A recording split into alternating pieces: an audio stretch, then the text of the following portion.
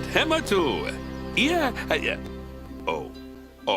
Sorry about that. I have a habit of slipping back into the Planko language. It's good to finally meet you in person. I'm Bernard, although I insist you call me Bernie. The only person who calls me Bernard is my wife. And even then, only when I've tracked elephant dung into the carpets. As you know, I own several zoos, but I always like to show people the ropes here at my home. This is the first zoo I ever opened, and a source of great pride for me. And prides, thanks to a lion breeding program we ran in the 80s. But we're in the middle of a big renovation, and that's where you come in. Sadly, our old contractor had to retire after developing a fur allergy. Poor devil kept sneezing his dentures into the lion habitat. So, it's up to you to finish everything off. Don't worry, though. I'm not completely throwing you in at the deep end. My head keeper, Nancy Jones, will be lending a helping hand. Oh, she's a hard worker, and she'll expect you to be too. But I'm sure you'll get along like a house on fire, or even better, one that isn't on fire. Less shouting that way. Hello there. From that rosy, fresh face of yours, I'm guessing you're Bernie's new hire. Good. Now, I hope you're ready to ditch your diploma because we're about to get really hands-on. But before we begin the real work, how about we familiarize you with the zoo by learning how to fly around it and visiting some of our beautiful animals. We'll start by popping over and having a look-see at the grizzly bears in their habitat.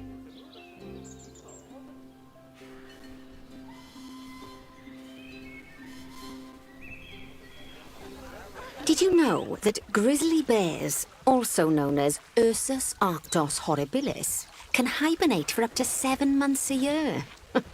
But then again, given the chance, I think a lot of people would do that too.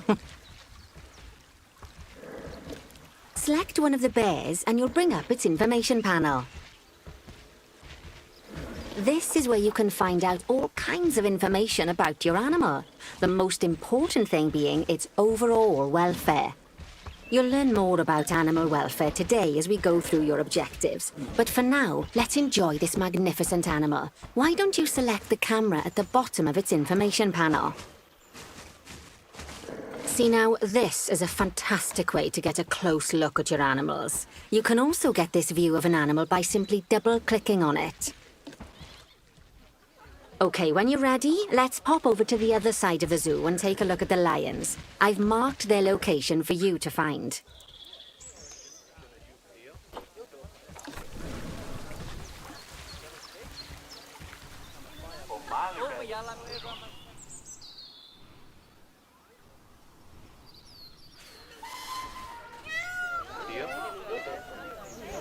Panthera leo leo, or the West African lion to you and me.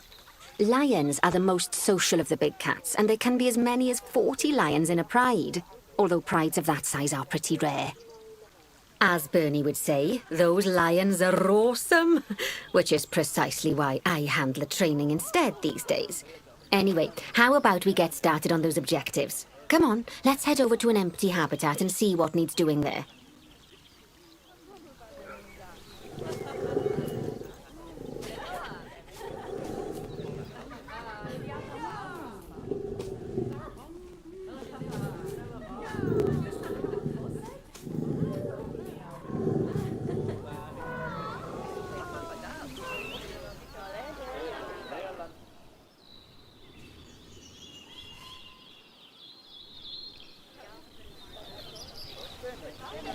As you can see, it's a lovely space for animals, but it's missing a certain something.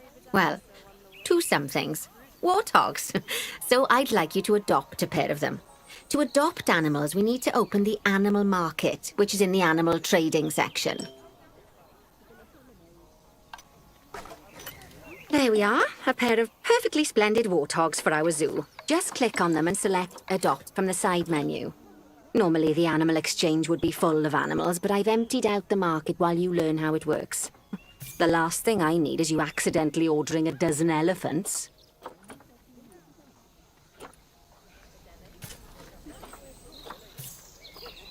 When you adopt an animal, it's automatically placed in the trade centre, where they're held until you're ready to move them into their habitat, which, as it happens, you are.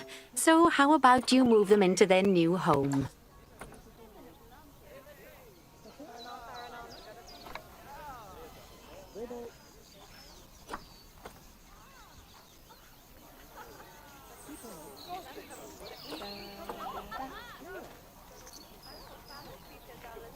When you ask for an animal to be moved into a habitat, your caretakers will go to the trade centre, collect your animal, and deliver them to your selected habitat. I've marked the trade centre's location, so let's go and watch the caretakers in action.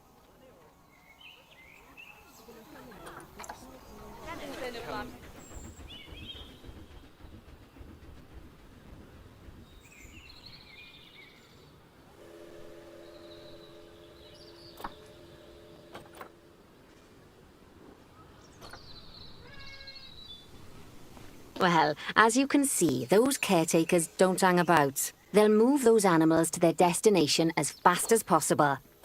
Of course, normally we'd have to place the animals into quarantine before moving them into a habitat, but I am assured by a person of good standing that these warthogs are in the very rudest of health.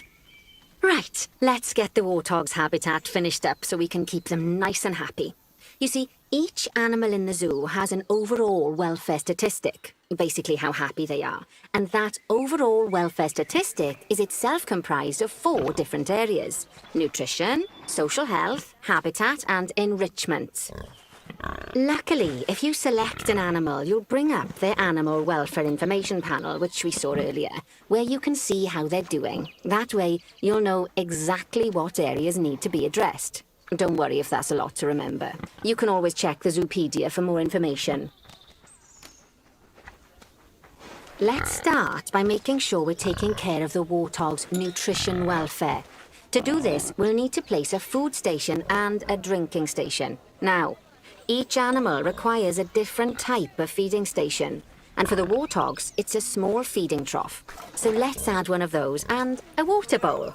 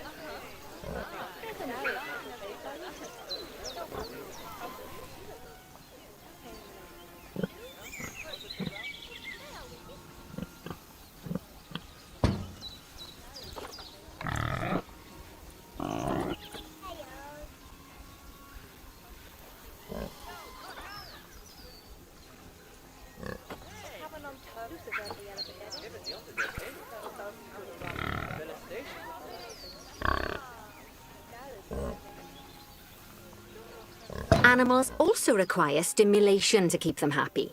Let's add a lovely mud bath for the warthogs to roll around in.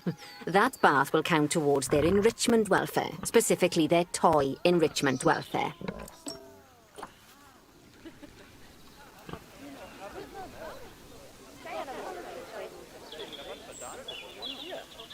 Oh, nice work. You've got a knack for this, I see. Now, our contractor had to leave in a hurry, so this place is in a fair old state. Unfinished thingamajigs and whatsits all over the shop. But the first thing we need to finish is the ostrich habitat. It's over near the hippos.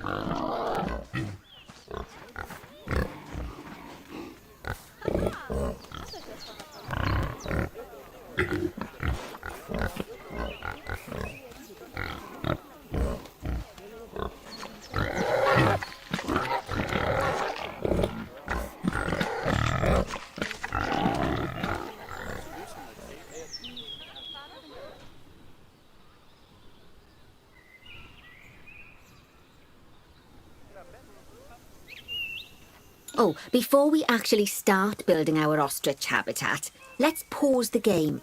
Just click the pause button in the bottom right corner.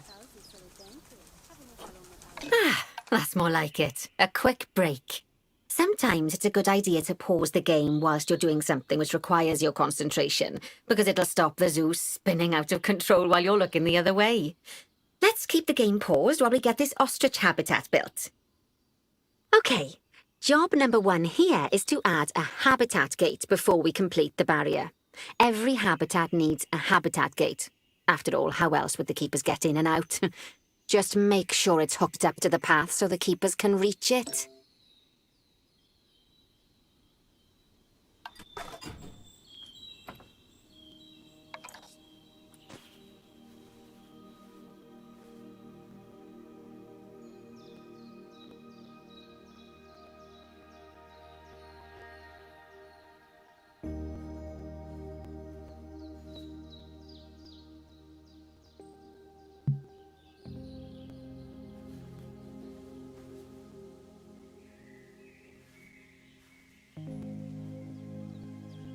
Right, let's complete the perimeter barrier so we can adopt us some ostriches. I've marked out an area for you to use, so I'd like you to finish off the perimeter using the brick barrier.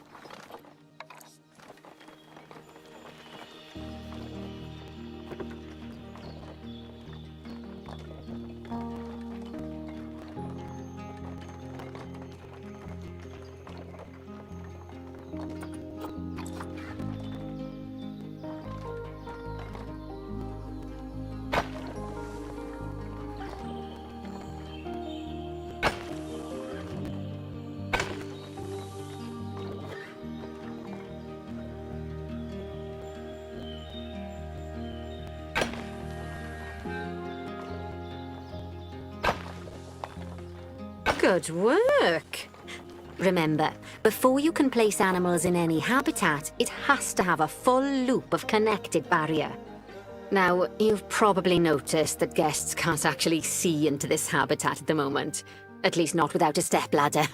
But seeing as they're banned, I'd like you to select a piece of barrier and swap out the brick for a glass barrier, so the guests can see in.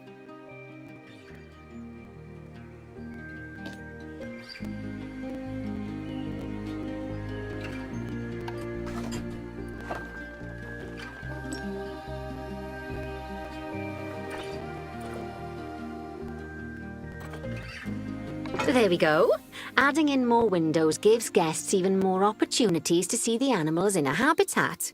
It's always best to make sure the guests can get a good view into a habitat from the path they're walking on, because it makes them happy, and because this would be a pretty terrible zoo if they couldn't.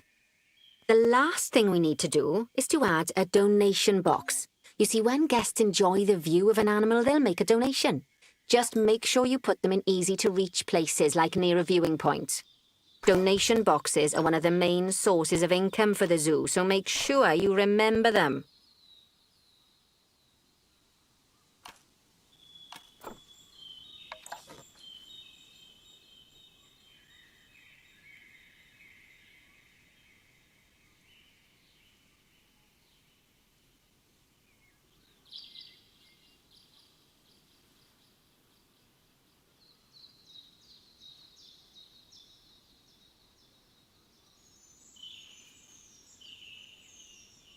Now, before we adopt our ostriches, you should click the play button. After all, if the game's paused, then so are our caretakers, which will make it a bit tricky for them to deliver the ostriches, eh? By the way, as well as pausing the game, you can speed the game up by clicking on the fast forward button. It'll run everything at 2 times and 5 times faster. It can be useful, especially if you're waiting for money to accumulate or for animals to be delivered to your habitat. Personally, I use it when I'm waiting for a brew to finish. All right, you've finished the habitat, so it's high time we adopted those ostriches, don't you think? Let's get 4 of them in here.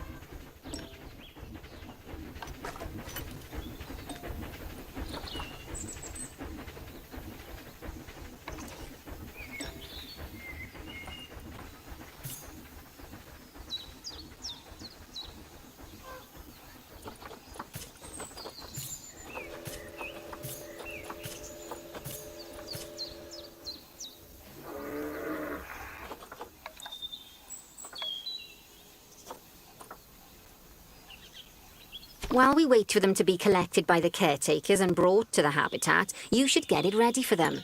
Add a suitable feeding station, water station, and an appropriate food enrichment item. It's often best to place things like enrichments and feeding stations near to the habitat perimeter, so guests can get a really good view of the animals.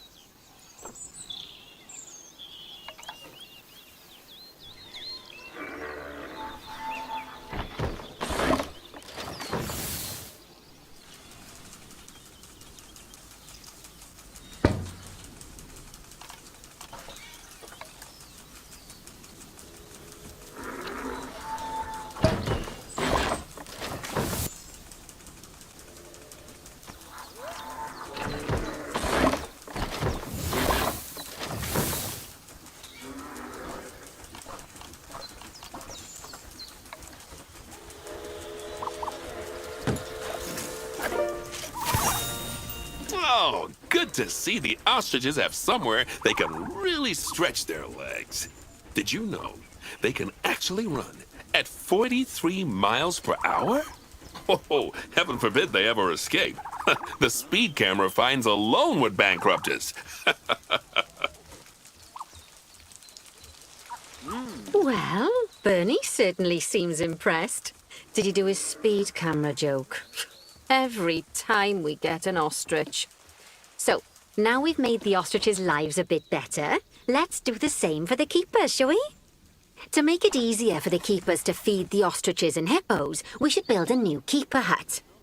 Keeper huts are where the keepers prepare the food for animals, so they should be placed near to the habitats to make sure the keepers don't waste their time walking when they should be looking after the animals.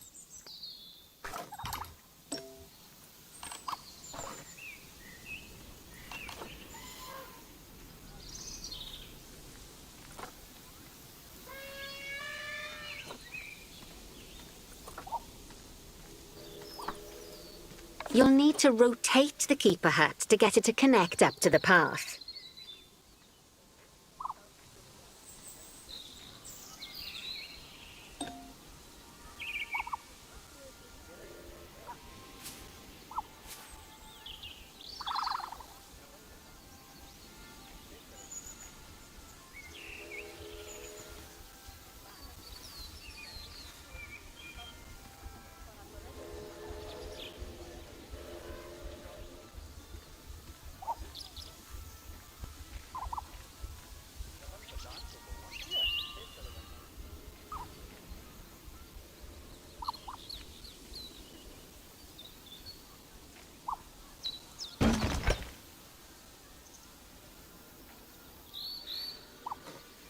This keeper hut only has space for one keeper, but the larger keeper hut can allow multiple keepers to prepare food at the same time. Oh, but bear in mind that keeper huts and other staff facilities shouldn't be placed near to areas where there are lots of guests. Guests don't like seeing facility buildings, and it can affect their happiness. Negatively. In case that wasn't clear. Something that all facilities, shops, and a whole host of other objects need is power. And that obviously includes your newly built keeper hut. So let's place a transformer next to it, shall we?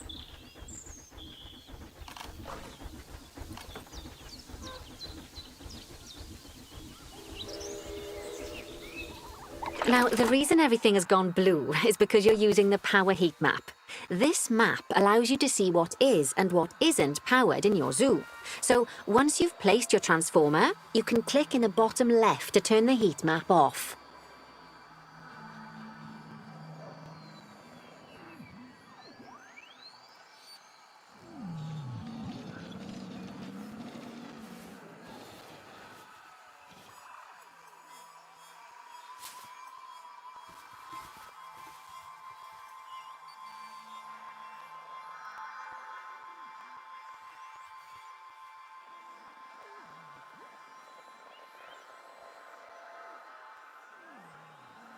Lovely work. Now the keepers can start using the hut to prepare food, and thanks to where you've put it, they won't need to walk very far to deliver it to the ostriches and hippos. Let's get on to your next objective then. Bengal tigers. We want to adopt some, but I'm afraid there's nothing ready for them yet. Head on over to the plot of land I've marked out. It's not too far away.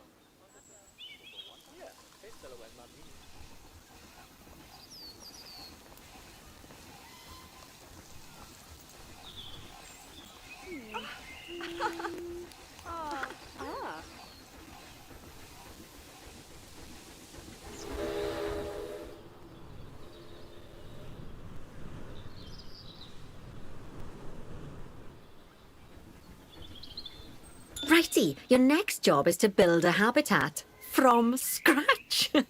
And concrete and glass, I expect. So, go ahead and build it. Just make sure that the habitat includes that big hole we've dug. Oh, and don't forget to add a habitat gate to the barrier. Oh, and make sure the guests will be able to see the tigers.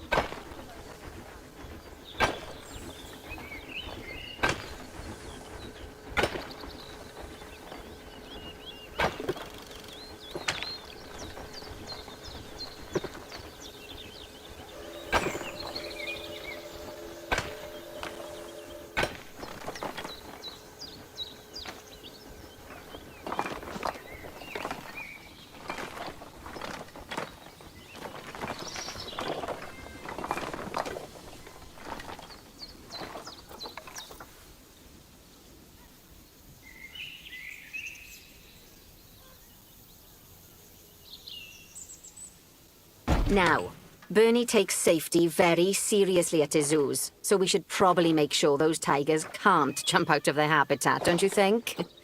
The way we'll do it is by changing the height of the habitat's barrier. Okay then, you should start by double-clicking the habitat barrier, which will take you into barrier editing mode. Great. Now highlight the entire perimeter of the habitat. You can do that by clicking and dragging the barrier selection tool.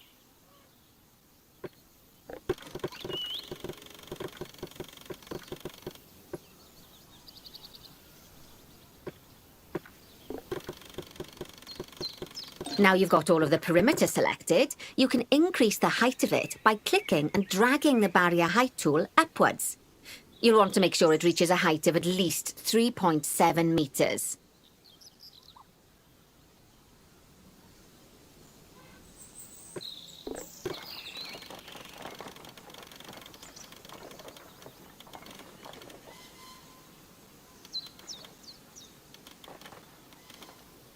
Now that the habitat is in place, don't forget to put down a donation box near to your viewing areas. We need every dollar we can get. Especially as these tigers aren't exactly eating instant noodles for lunch.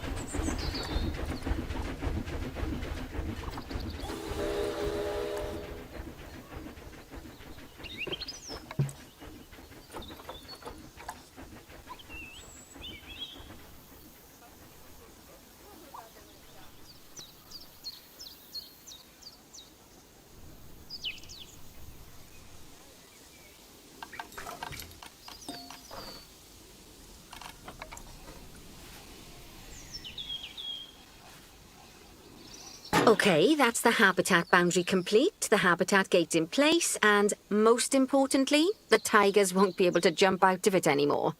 I think it's time we adopted those tigers.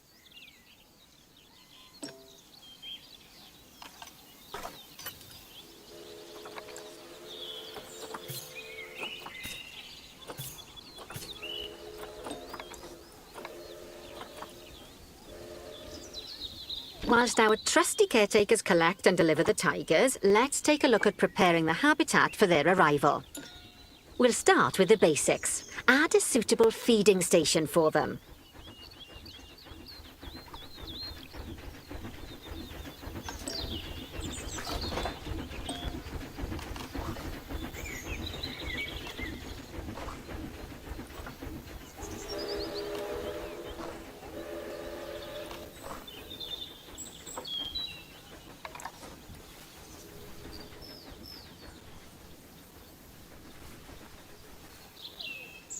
This time, instead of adding a water bowl, let's try something different.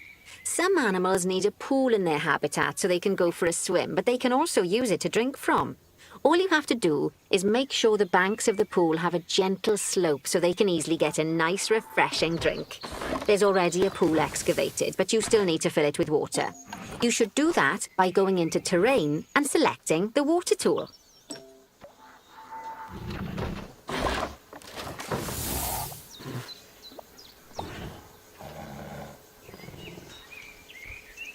Yes, that'll do nicely. Of course, just like the warthogs and ostriches, these tigers will also need some enrichment. Why don't you add some suitable toy and food enrichment items into their habitat?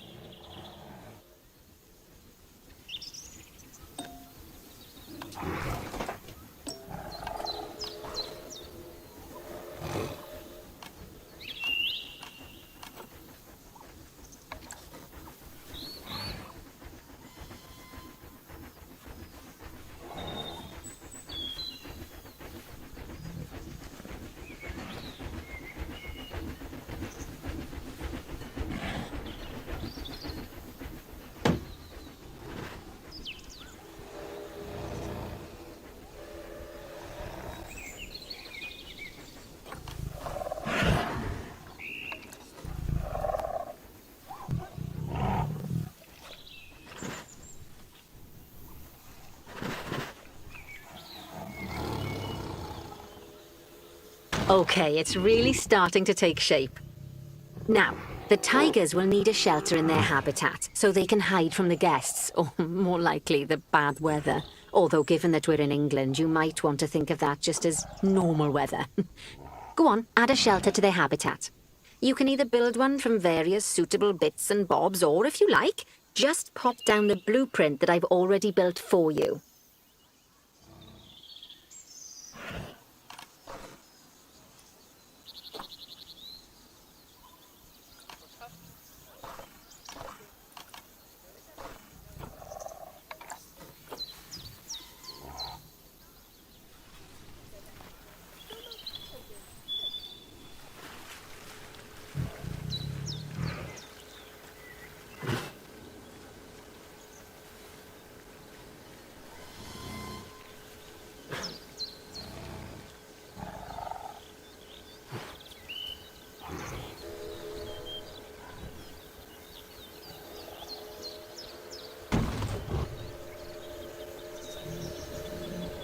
Oh, poor Dabs.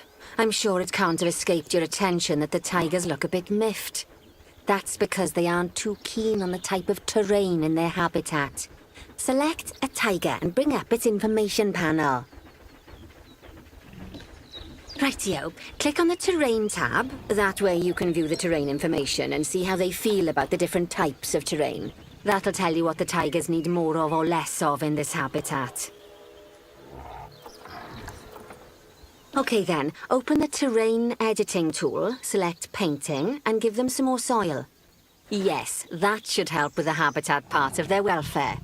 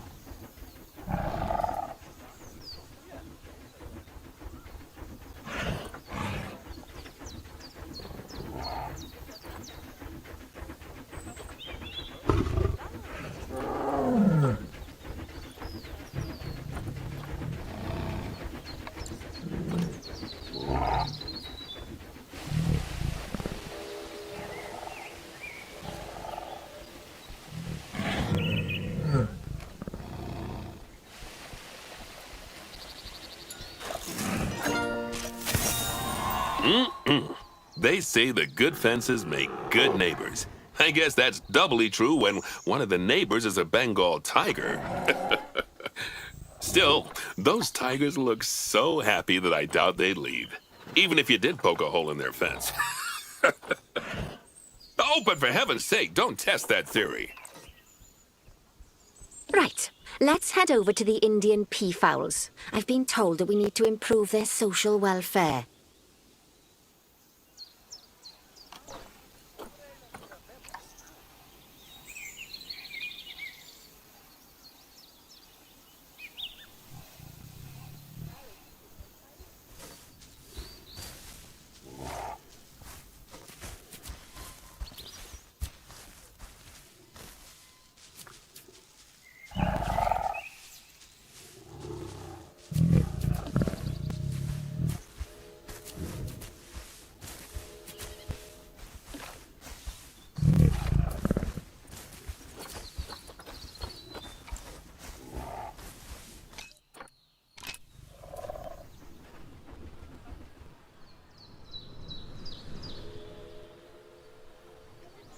Now then, just find one of the peafowls and select them to open their information panel. Then we can have a good gander at how they're doing.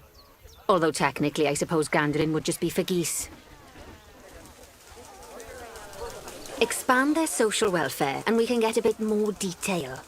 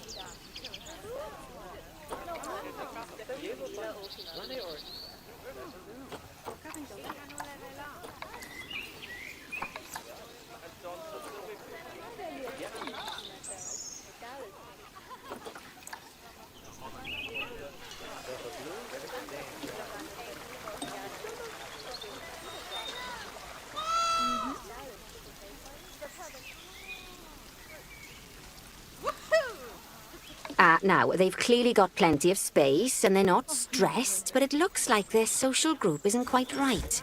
So let's find out more. Click on the social tab at the top of their information panel to see what's wrong.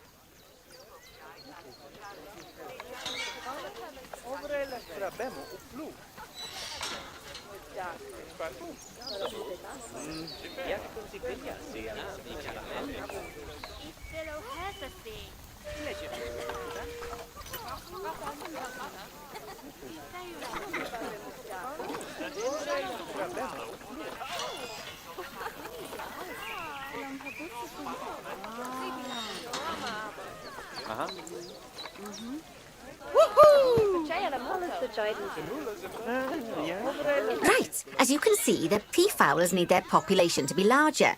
To solve this little problem, you'll need to adopt 3 more female peafowls. Off you pop to the animal market then.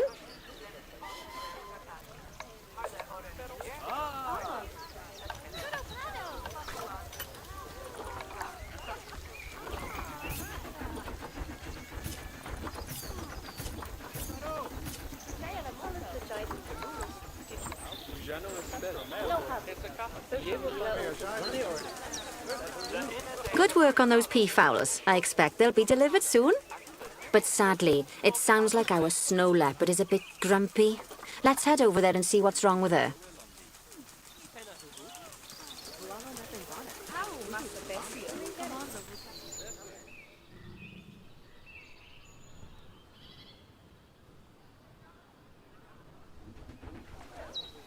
Just like people, animals can suffer from stress if things aren't quite right. You know, like when you see someone put in the milk before the tea bag. In the case of these snow leopards, they're a bit stressed by their lack of privacy. You can lower their stress levels by swapping out the normal glass barrier by their cave for one-way glass. It's not a cheap option, but I think they're worth the expense, don't you? This will give the snow leopards somewhere to go when they want to get away from the prying eyes of the guests.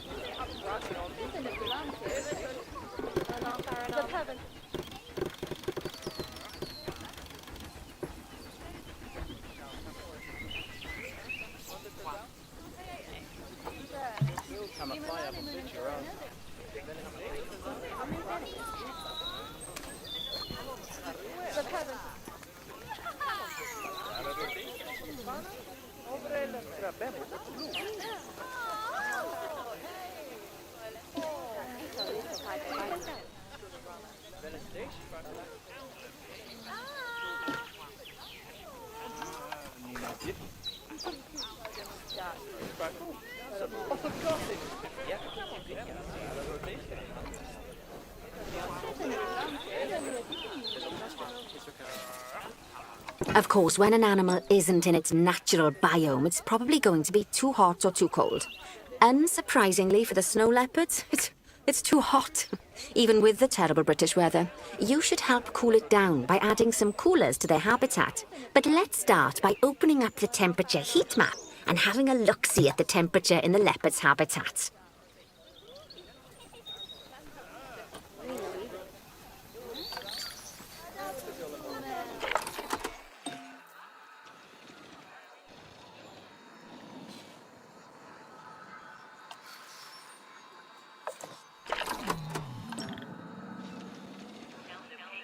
As you can see, we already have one cooler in there.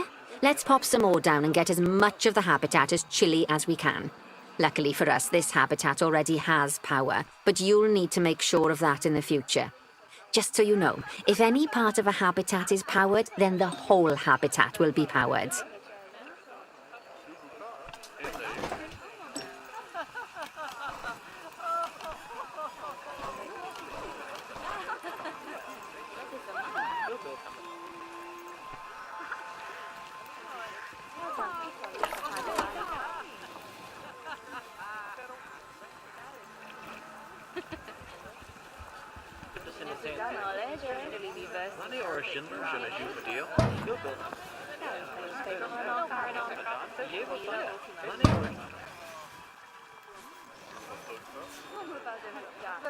You can find heat maps for all sorts of helpful things, so do be sure to explore them and make good use of them.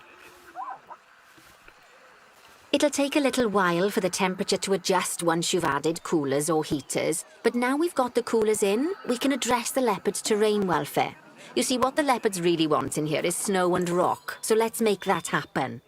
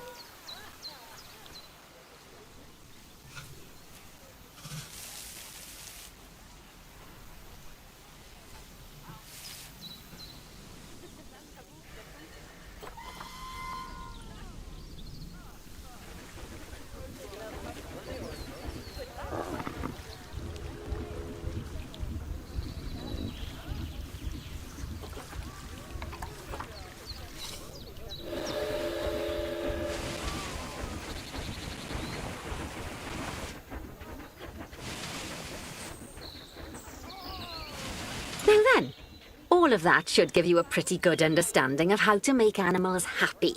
So I'd like you to go and check on all the other animals in the zoo and fix up any issues with their habitats. That'll increase the average welfare of the animals across the whole zoo. And that average welfare is a very important statistic. Now, to quickly see how all your animals are doing in the zoo, you should go into zoo management and then into the animals section.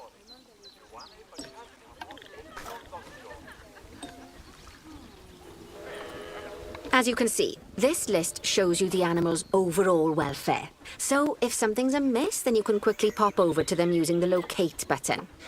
Right, I'm off for a cuppa while you make sure all the animals are well looked after.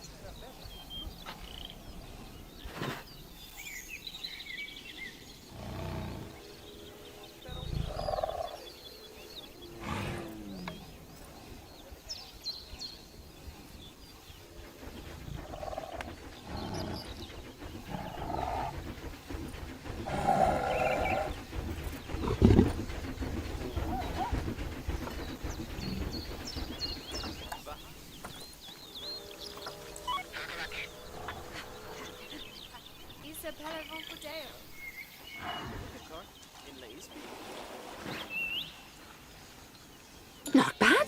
Not bad at all. I think it's fair to say that you've passed the first part of your training with flying colours. There's still lots more to learn, but we'll have to head to another one of Bernie's zoos for that. If you want to grab your passport, we'll head off, shall we?